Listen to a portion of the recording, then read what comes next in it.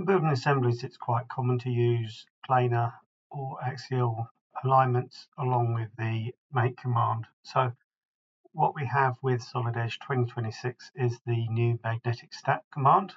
And the way this works is it just uses a little bit of AI to determine what the most likely scenarios are. So we have this pin here that we want to put in, and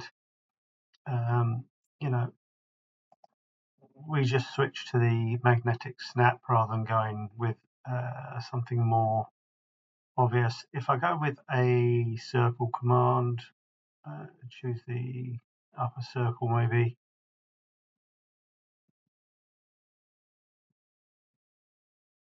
rather than a plane, this one here, and then you just click and hold down and drag it to where you want it to go. So you can see here that we can snap to an equivalent circle on the part. So now if we escape out of here and look at this, we have created two relationships. One is a planar align, and the other is an axial align. So we've done that all in the one option. So if you decide that you want to utilize this as the main mode of assembly, we can actually just go into settings, options, and in here we have under the assembly options, use magnetic snap when placing component. So this means that we don't have to drop out and really select this. It's like having the automatic option. So if we now go in and look at some of the other options that we have in here, we can go across and choose maybe a plate here. So this is going to fit in on the end here. We can utilize, if we want to, the ability to rotate this around, so we can go and rotate that around. So obviously when we bring that in, it's going to have that orientation. So I can just drag that in.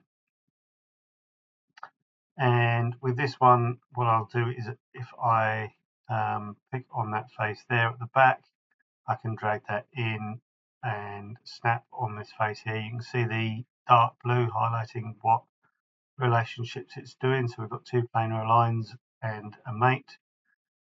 If you decide that you want to, before I let go, rotate this around, we can hit the R key to do a 90-degree rotation, or we can hit the F key to flip.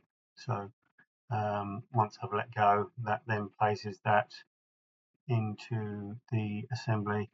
So again, going round and rotating that, I can drag that back in and drop that onto the model here. And this time I want to rotate around, and I will grab again that same plane and just drag it on to here like so. So basically, if we look at that now, we have the